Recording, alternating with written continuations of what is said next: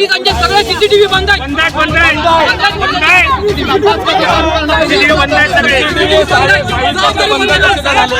अचानक लोकांच्या ठिकाणावर नक्की झाले. तुम्ही मगाशी बोलत आम्ही शांत होतो ना, बोललाच आपण सीसीटीव्ही बंद आहे म्हणतात ना. सीसीटीव्ही असं नाही ना काय, सीसीटीव्ही कुठे नाही आहे, अगदी चंपक पर्यंत जायपर्यंत सीसीटीव्ही. आता राजकारण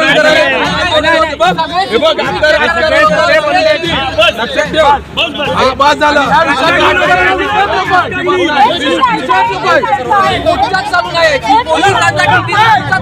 रत्नागिरी बंद करूया.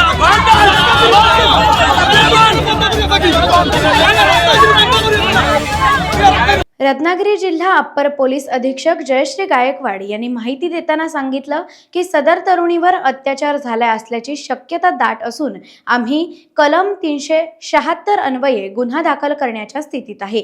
दरम्यान रत्नागिरी सर्वसाधारण रुग्णालय येथे शिवसेना उद्धव बाळासाहेब ठाकरे व शिवसेना तसेच भाजपा व मनसेचे कार्यकर्तेही एकत्र आले आहेत. रत्नागिरीच्या इतिहासात ही घटना काळी असून या घटनेबाबत तीव्र संतापजनक प्रतिक्रिया उमटत आहेत. घटनेचा सर्वत्र निषेध केला जात आहे. पोलिसांचे सगळे सीसीटीव्ही बंद आहेत.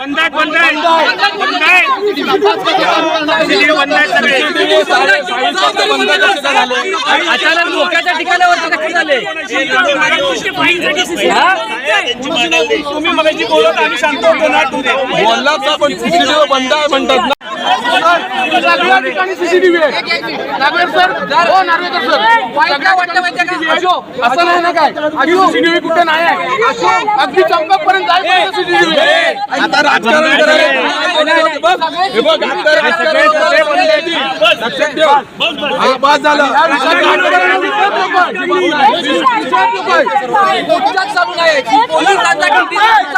रत्नागिरी बंद करूया.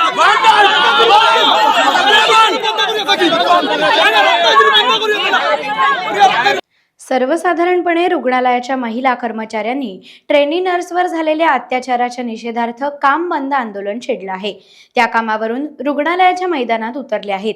या घटनेबाबत सर्वत्र तीव्र संतापाची भावना व्यक्त केली जात आहे. अत्यंत सुरक्षित वातावरण आणि सुरक्षितता वाटणाऱ्या या रत्नागिरी जिल्ह्यात सुद्धा ही घटना घडू शकते, ही अतिशय निंदनीय बाब आहे. आज जेव्हा आम्हाला कळलं की ही घटना अशी रत्नागिरीत घडलेली आहे, तेव्हा मन विषण्ण झालं की त्या आज मुलीचं काय, तिच्यावर ही जी घटना घडलेली आहे तिच्यावरती काय बेतलं असेल. आणि आज आम्हाला असं वाटतंय की मुलींनी घराबाहेर पडूच नये का, त्यांनी शिक्षण घेऊच नये का, कामकाज करूच नये का.